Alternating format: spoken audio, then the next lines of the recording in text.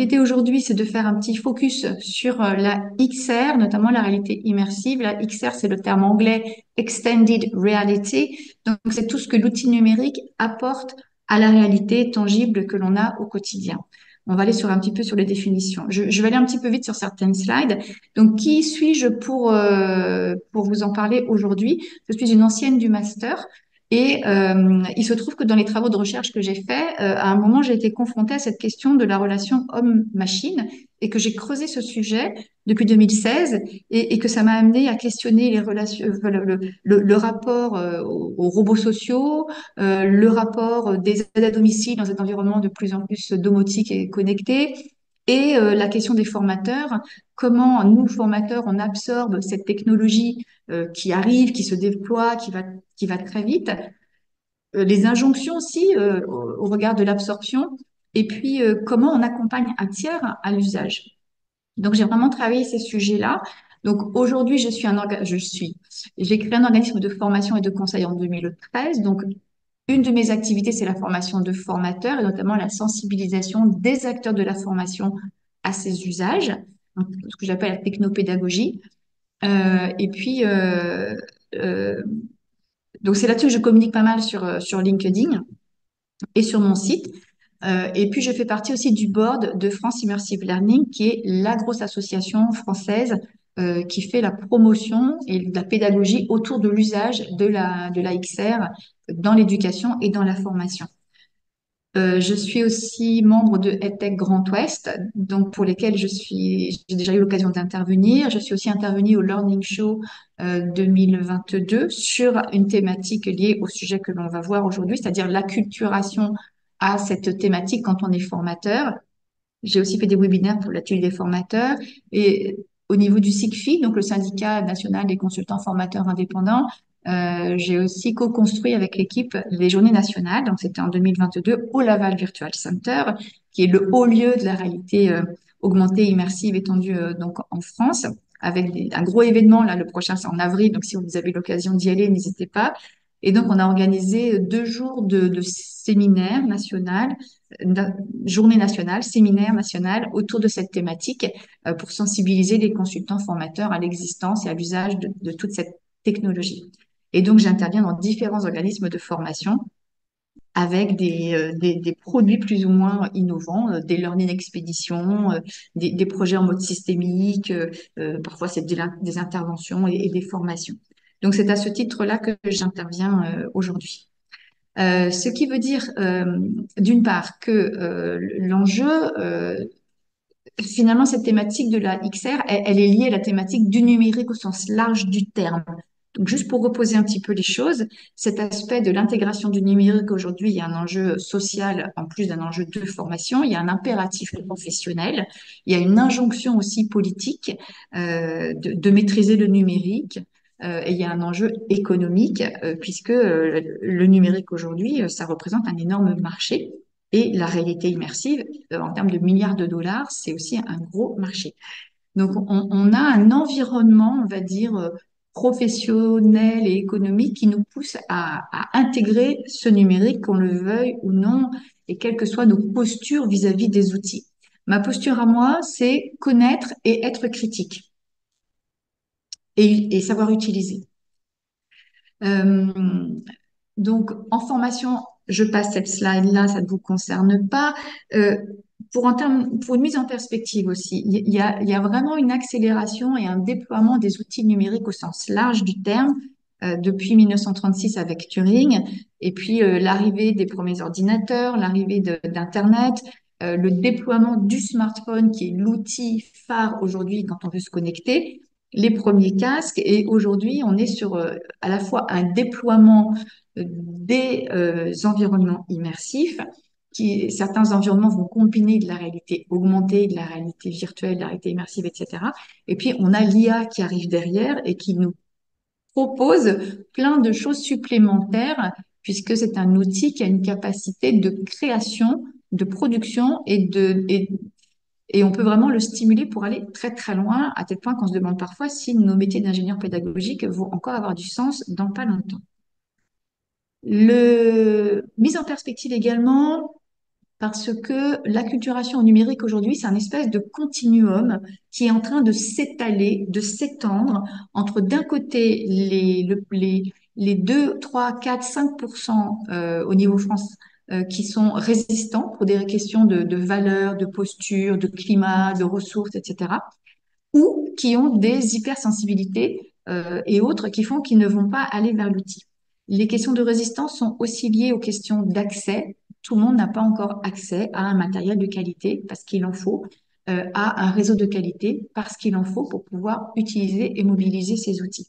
Et puis, dans ce continuum, on a aussi des gens qui sont dubitatifs, c'est-à-dire qui vont douter de l'intérêt, des conséquences, de l'utilité, de la compatibilité avec des valeurs, etc. Et puis, on a des personnes qui vont être curieuses, un peu comme vous aujourd'hui, qui vont être en veille, qui vont explorer, qui vont se dire, ben, j'ai jamais fait, mais j'aimerais bien savoir à quoi ça sert. Et là, on est déjà dans un usage, en fait. Et puis, on a les personnes un peu plus averties qui, elles, se prennent du temps et se disent, bon, allez, j'y vais, je rentre dedans et je me confronte à cet outil et je vois ce que je peux en faire.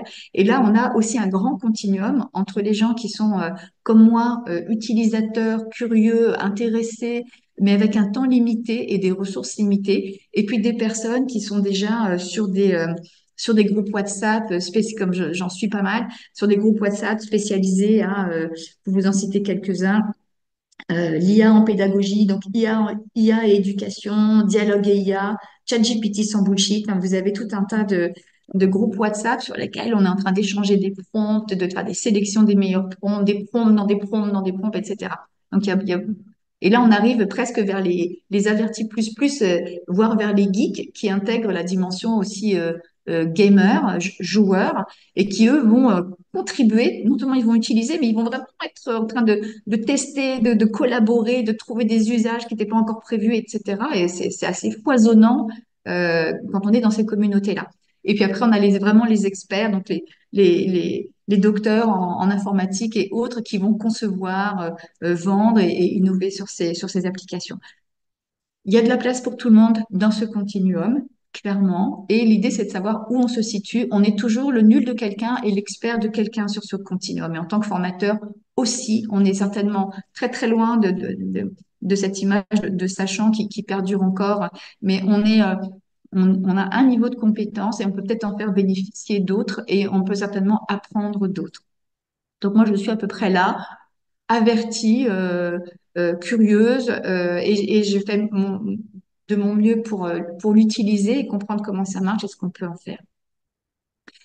Une autre particularité quand on rentre dans ces environnements d'utilisation du numérique, il y a deux choses à prendre en compte. D'une part, c'est qu'on est extrêmement exposé parce que d'un seul coup devient visible notre manque de compétences ou nos limites de compétences. Et donc, on est en posture d'être jugé. C'est valable quand on utilise Zoom, Teams ou autre pour la première fois. C'est valable quand on utilise un environnement en réalité immersive. Donc, ça veut dire que dans l'acculturation, prendre en compte l'insécurité de la personne, son appréhension à se faire juger, à se faire jauger, ça va être important. Et puis un deuxième point à prendre en compte quand on utilise des environnements numériques, quels qu'ils soient, c'est que ça va bugger. À un moment ou à un autre, il va y avoir un problème technique et c'est normal.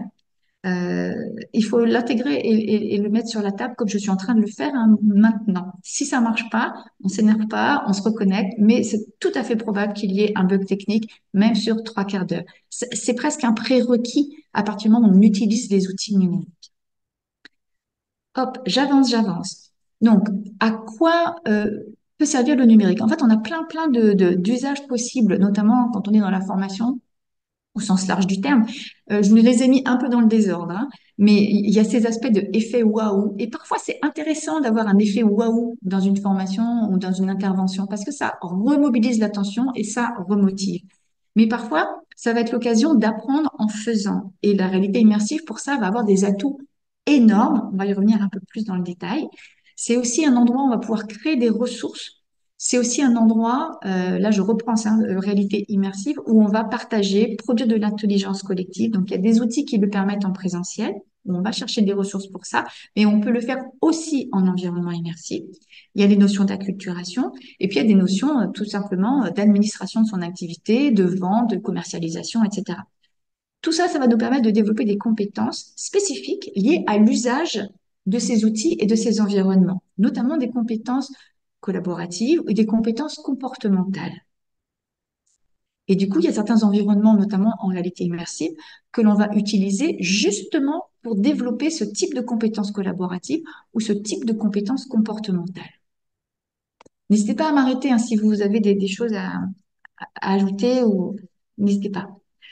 Alors, il y a des conséquences quand même nombreuses, et là, je n'en ai cité que quelques-unes sur l'usage.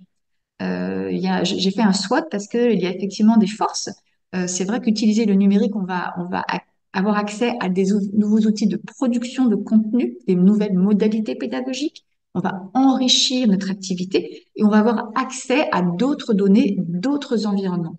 Et la réalité immersive pour ça, elle est vraiment intéressante. Donc, on peut se projeter dans le temps, dans l'espace, dans des lieux, dans du micro, dans du macro, euh, instantanément. Il y a pas de notion d'échelle pour le coup. Il y a des points faibles, c'est toutes les questions d'accès, accès technique, accès de réseau, accès d'équipement, accès en termes de est-ce que j'ai des compétences pour, etc. Et puis aujourd'hui, il y a aussi des freins à l'usage qui sont de l'ordre de la sociologie, puisqu'aujourd'hui, dis-moi quelle application tu utilises et je te dirai qui tu es. On a des marqueurs sociologiques et qui font que dans tel milieu, on va utiliser encore un ordinateur et une imprimante plutôt cadre sup, mais dans beaucoup de milieux plus populaires, on a des smartphones. Point barre. Il n'y a pas d'imprimante à la maison, il n'y a plus d'ordinateur à la maison. Donc, on a aujourd'hui un indicateur socio-économique suivant ce qu'on utilise en termes d'objets numériques et comment on les utilise. Donc, je vous ramène aux études de Plantard et du GIE Smart pour ça. On a aussi, en termes de faiblesse, très très peu de choses sur l'accompagnement à l'usage. Moi, je travaille beaucoup là-dessus. J'appelle ça les compétences implicites, c'est-à-dire que quand il y a un peu des injonctions même dans les appels d'offres. Hein, quand vous lisez les appels d'offres, il faudra mettre de la réalité immersive dedans. Je suis pas sûre que les personnes qui ont rédigé les appels d'offres ont vraiment intégré tout ce que ça peut représenter, et notamment pour les gens qui vont répondre aux appels d'offres en termes de mobilisation de ressources et de compétences. Et pourtant, c'est annoncé comme ça, énoncé comme si c'était des évidences. C'est pas du tout des évidences, et on y reviendra.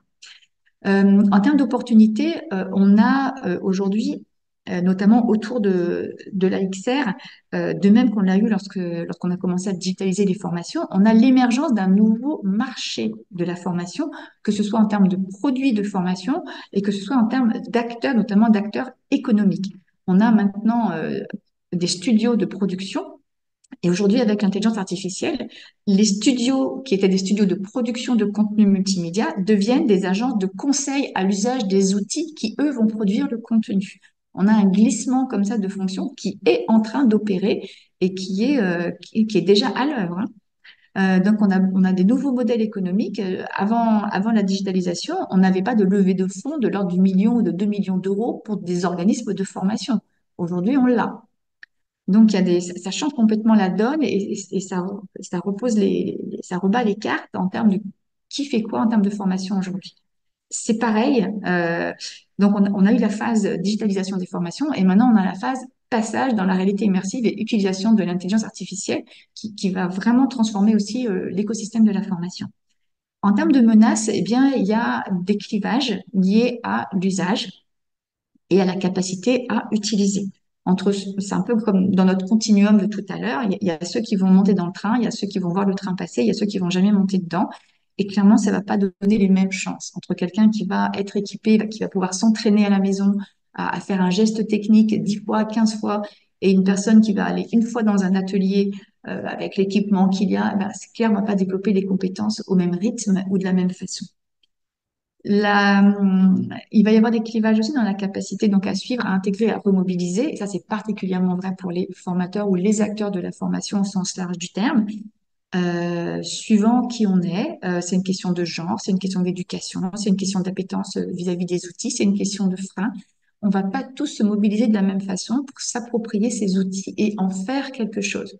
Et à l'UBO, par exemple, vous avez cette salle magnifique avec les tableaux blancs interactifs. Mais en fait, il y a très peu d'enseignants finalement qui l'utilisent suffisamment régulièrement pour en avoir la maîtrise le jour où ils en ont besoin. On le fait une fois, on apprend à s'en servir, mais 6 mois après, il faut presque réapprendre à s'en servir. En fait, ces outils, ils fonctionnent si on s'en sert avec régularité. Sinon, ben, on désapprend et on les a plus à sa main le jour où on a besoin de s'en servir. Donc là, il y a vraiment une question aussi de régularité dans l'apprentissage si on veut en faire quelque chose. Et puis la question de l'IA aujourd'hui, elle est vraiment impressionnante parce que moi, j'ai assisté à des webinaires avec des ingénieurs pédagogiques qui montraient ce qu'ils avaient réussi à faire en utilisant l'IA, qui produisait elle-même les scénarios, les storyboards, les contenus, les évaluations, etc. Et on était là en disant, OK, moi, en tant qu'ingé péda, que va-t-il me rester à faire? C'était assez intéressant et un tout petit peu déstabilisant. Hop. Donc, j'avance pour aller vers notre sujet à nous. Donc, quand on parle de XR, on parle de réalité augmentée, virtuelle et immersive. Donc, différentes définitions. Pour faire rapidement, la réalité augmentée, en fait, on part d'une image scannée par votre smartphone, par exemple, et votre application va rajouter des choses sur l'image. C'est parfait pour changer la couleur d'une tapisserie ou pour changer de tenue ou pour voir si votre fauteuil pourrait passer dans ce coin-là, si vous êtes aide à domicile et que vous devez équiper un logement pour une personne âgée. Donc, évidemment, tous les magasins aujourd'hui qui vendent des objets liés aux intérieurs de la maison et les entreprises qui doivent déplacer des machines et choses se servent énormément de la réalité augmentée. C'est aussi très utilisé dans le jeu, hein, Pokémon Go, beaucoup de personnes connaissent ça. Mais en tout cas, la réalité augmentée, c'est ça. C'est qu'on part de l'environnement existant et on rajoute du contenu, du son, des images, du multimédia. Et quand on quitte son écran, ben, on retrouve notre environnement normal. Il n'y a pas d'interaction entre les deux. La réalité virtuelle, alors entre la réalité virtuelle et la réalité virtuelle immersive, donc là en termes de définition, moi-même j'ai pas exactement la définition la plus claire que ça. En tout cas, la réalité qui dit virtuelle dit que l'environnement créé est numérique. On peut l'avoir en 3D, c'est-à-dire complètement autour de soi, on peut l'avoir en 2D, puisque l'exemple que je vous donnerai de virtuelle pédagogie sur lesquels je travaille ou dans lesquels je fais des formations, on utilise son ordinateur en fait, hein. Donc on est en 2D, mais on intervient dans cet environnement via un avatar. Donc on a quand même une capacité de mouvement en 3D, mais on est derrière un écran. Donc on n'est pas vraiment dans de l'immersif, mais on est dans une réalité virtuelle puisqu'elle a été créée de toutes pièces avec toutes les possibilités que vous pouvez imaginer en termes d'environnement, d'avatar, d'interaction. Et puis, donc tous les jeux vidéo utilisent beaucoup ça. Et puis la réalité virtuelle, alors virtuelle ou pas, la réalité immersive en tout cas, donc là ça requiert un casque de VR qui peut être parfois très simple, comme un petit cardboard qui coûte quelques euros, ou qui peut être beaucoup plus sophistiqué, comme les casques qui viennent de sortir, qui sont à plus de 1000 euros pièce, avec une technologie bien sûr différente. Celle-là, on met juste son smartphone et on va télécharger une application ou un film qui est déjà en ligne en 360, hein, National Geographic en fait plein ou avec le casque de réalité virtuelle, on va aller produire soi-même ses films avec une caméra 360 et avec un montage particulier où on va créer des environnements comme celui-ci par exemple, qui peuvent être des reproductions d'environnements réels, auquel cas on les appelle des jumeaux numériques, qui peuvent être des transpositions. Donc, en tout cas, on va se projeter, on va être complètement immergé puisque on va regarder partout autour de soi et on va être dedans. On peut même être dans un monde immersif à plusieurs et interagir à plusieurs. Le formateur peut être là aussi. Donc, on a vraiment une transposition de sa vision et et de plusieurs sens, parce qu'en fait, on a de plus en plus de fonctions haptiques aujourd'hui, donc des vestes, des gants, qui nous permettent de sentir, d'avoir une préhension, d'avoir une perception de l'environnement dans lequel on est virtuellement parlant, avec bien sûr des effets de dissonance parfois, euh, parce que ben, si notre environnement physique autour de nous n'est pas clair, imaginons qu'on se cogne dans le réel au moment où on saisit une fleur dans le monde virtuel, il peut y avoir des choses un peu bizarres au niveau de notre cerveau et des dissonances comme ça. Donc, il y a l'aspect mise en scène quand on se projette dans un environnement immersif, et l'aspect mise en scène de l'environnement, mais de son environnement physique aussi, va avoir de l'importance. Euh, donc ça, c'est extrêmement utilisé, les jumeaux numériques aujourd'hui, puisque on peut se retrouver à apprendre à conduire toutes sortes d'engins. On peut notamment des engins à risque, dans des environnements à risque ou dans des situations dégradées, tout ce qu'on ne peut pas reproduire dans la réalité, tout simplement.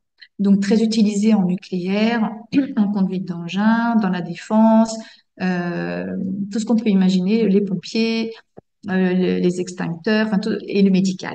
Donc aujourd'hui, les chirurgiens, beaucoup, s'entraînent à opérer sur en réalité immersive, puisque là, en fait, ils ont des reproductions de patients avec des pathologies extrêmement réalistes et ils peuvent s'entraîner et donc acquérir le geste, mais sans avoir interféré avec qui que ce soit.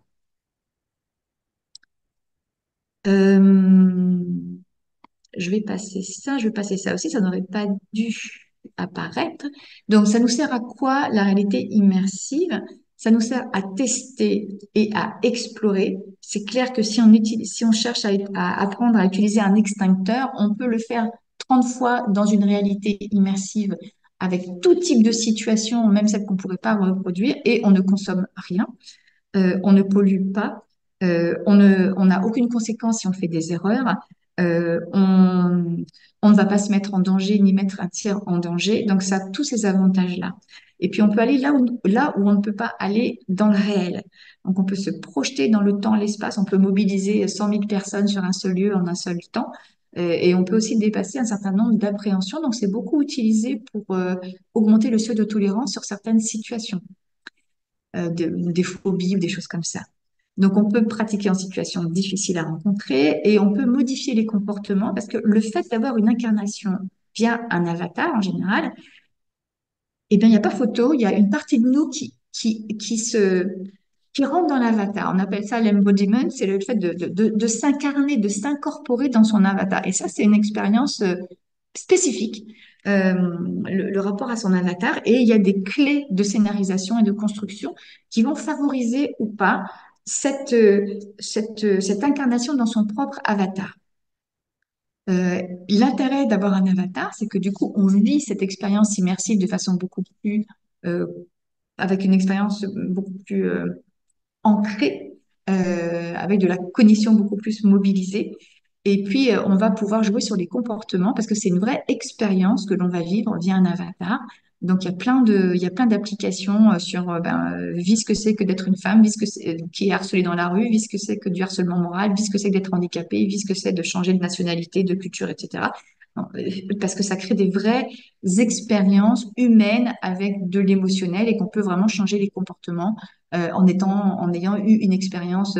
Je me rappelle d'applications où en 8 minutes, on vivait une situation de harcèlement au bureau qui s'était produite sur plusieurs années. Mais c'est résumé en 8 minutes. C'est quasiment intenable pour la personne qui le visionne, en fait. Et donc, on peut utiliser des compétences spécifiques. J'accélère un tout petit peu parce que je vois le temps passer.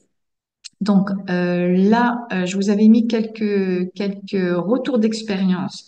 Euh, des retours d'usage dans différents environnements en utilisant soit des films sur catalogue pour des effets, soit des effets waouh, soit des effets de voilà ce que ces personnes-là pourraient, comment elles pourraient accompagner. Donc, c'était des films. Ici, on était sur une zone d'entraînement, c'est-à-dire que c'est un exemple ça a été filmé, donc l'appartement a été scénarisé de façon à reproduire des situations de chute potentielle chez une personne âgée. Le but pour ces apprentis, c'est d'apprendre à identifier très rapidement les risques de chute. Donc, on peut jouer sur plein de paramètres, hein, le nombre de situations à repérer, le temps donné, etc.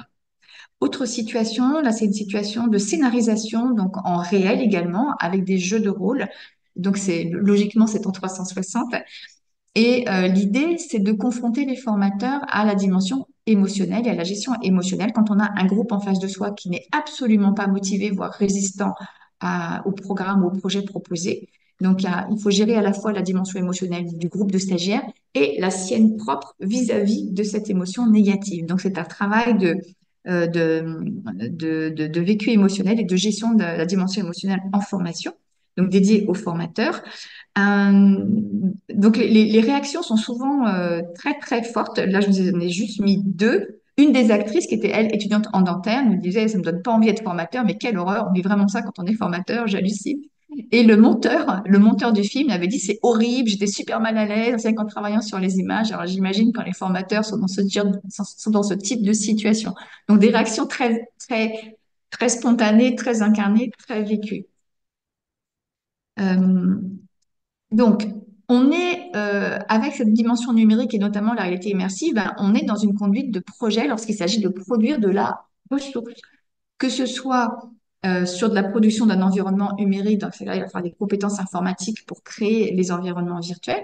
Et si on est sur du film avec des caméras 360 comme celle-ci, là, qui a 5 ou 6 000 euros, là, eh bien, on a aussi des compétences à développer pour utiliser les outils qui vont permettre de produire les contenus. Donc, c'est tout un champ de l'économie de l'information et tout un tas d'acteurs qu'on va aller chercher pour produire des nouvelles ressources.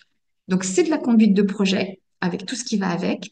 C'est de la création narrative avec tout ce qui va avec, storyboard, scénario, écriture, etc. Et c'est de la production audiovisuelle. Donc, il y a aussi du casting, du repérage, de la lumière. Donc, on est en train avec là, en entrant dans la réalité immersive, on va remobiliser des compétences qui se rapprochent du jeu vidéo, du cinéma, etc.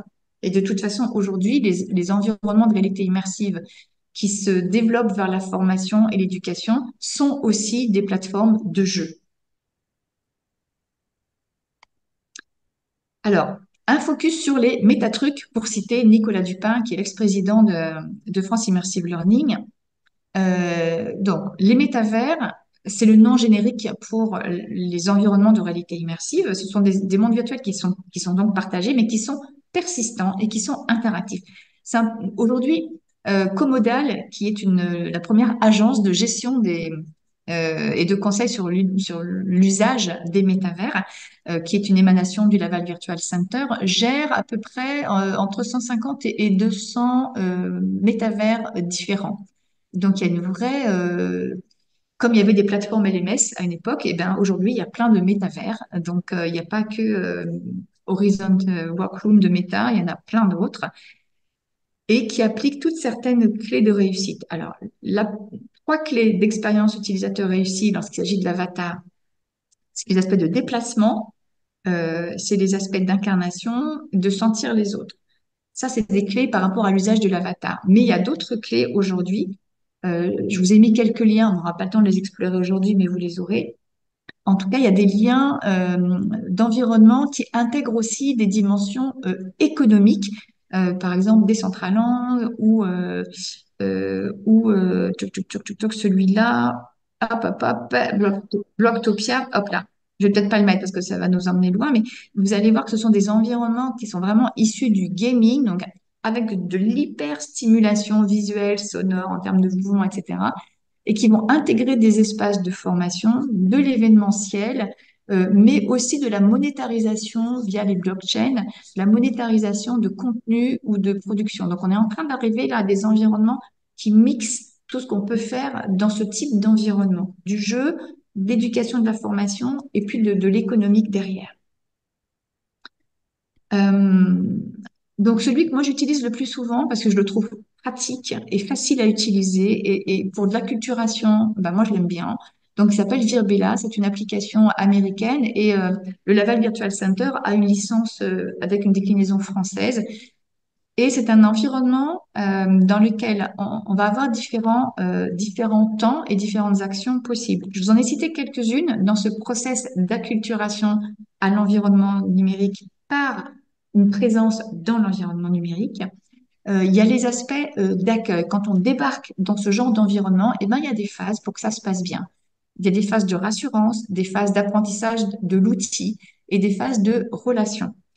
Petite astuce, c'est que moi j'aime bien avoir toujours une personne de confiance qui va gérer les aspects techniques et relationnels si c'est moi qui dois gérer les aspects techniques. Parce qu'il y a toujours des bugs techniques quand on donne rendez-vous à 10 personnes dans un environnement immersif à telle heure, en leur ayant demandé de télécharger l'application ou de se connecter en ligne. Il y a toujours des personnes qui vont pas réussir à se connecter, qui vont pas être là, qui vont pas savoir. Bon, bref, ça fait partie du jeu. Donc c'est bien d'être au moins deux de façon à ne pas casser le lien et à garder le lien, d'autant qu'on est en phase de rassurance. Après, il y a le côté ludique de ces environnements. Et pourquoi s'en priver? C'est qu'il y a vraiment un côté exploratoire. On peut aller partout. En général, les producteurs nous offrent à découvrir différents endroits, différents lieux. Donc, c'est un vrai plaisir aussi de pouvoir courir partout sans jamais être essoufflé.